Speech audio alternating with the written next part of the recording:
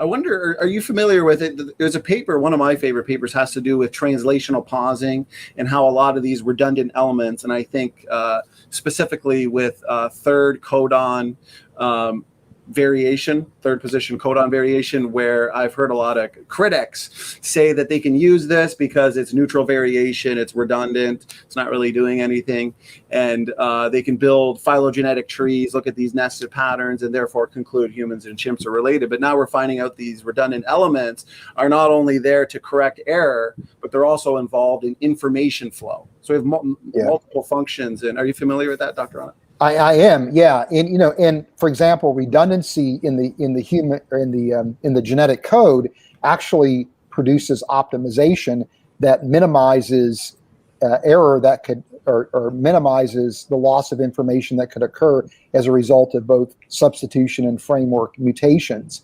And so this is an instance that's related to your point, where redundancy in the system is actually producing an optimal system, And this idea of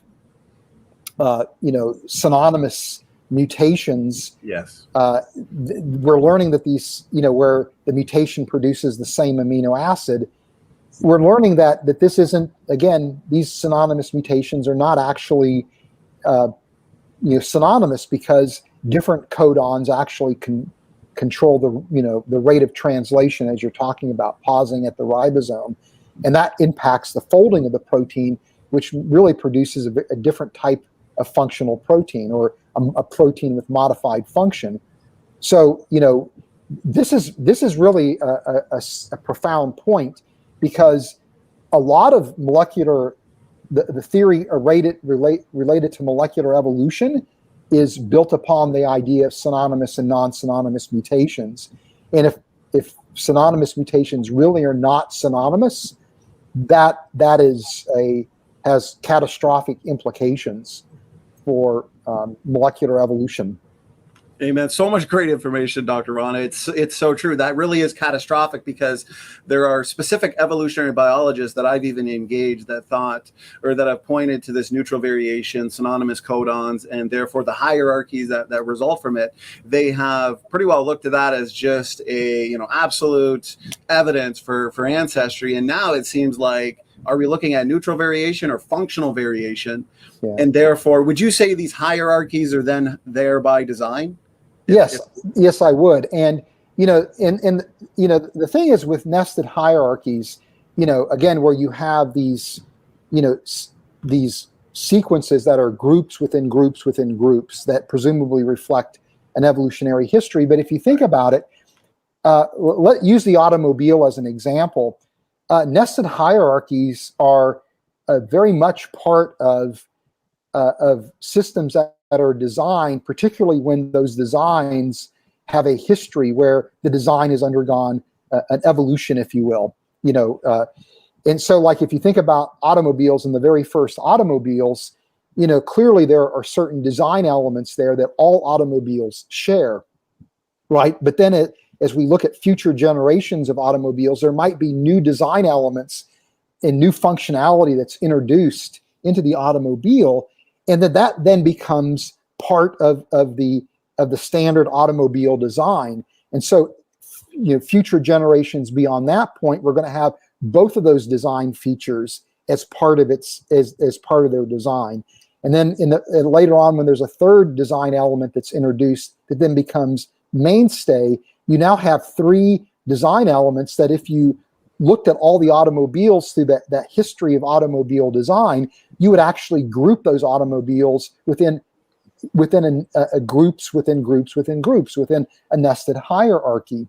And so, nested hierarchies are found in human designs all the time. So it doesn't necessarily demand evolution as the only explanation. It's consistent with an evolutionary history, but it isn't exclusive to an evolutionary history. It could reflect the design history, which is what we're talking about, right? When we look at the history of life on Earth, it's a design history. Well, that's a fantastic point, Dr. Rana, because I find it interesting that when we start from the Bible, we know that we're made in God's image. So therefore, there's something about us that reflects the divine. And yet we build, as you pointed out, we build systems in these nested hierarchical patterns.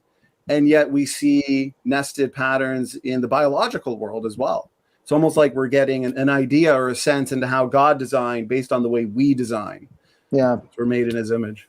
Well, it's interesting to me because, so oftentimes the argument is that shared designs, whether the designs are in the form of a nested hierarchy or some other type of pattern, is evidence for an evolutionary history, right? And so you could also argue, well, it reflects common design, as opposed to common descent. And oftentimes I hear skeptics say, well, why would an infinite creator limit himself to just certain design features, right? Why would he limit himself to these archetypical designs that might be varied but still are archetypical designs? Wouldn't a creator who has limitless resources produce an incredible diversity of life on Earth, where all the different life forms look different?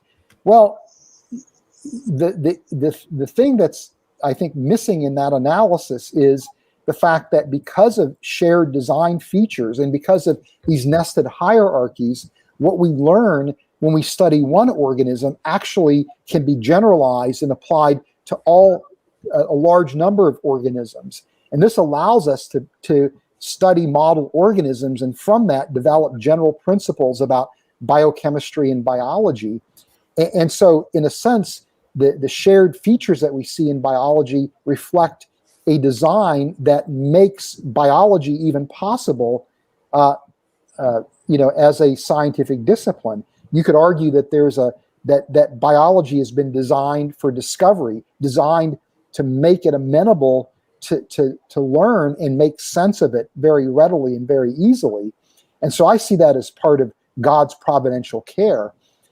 And so there's an elegant reason why a creator would create things with shared features and with nested hierarchies, because, again, it lends itself to discoverability.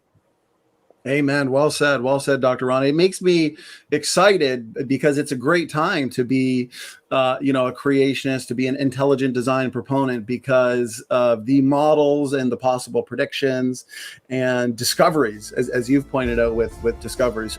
As a quick reminder to everyone, hit that like button. It actually does help. Team Standing for Truth is out.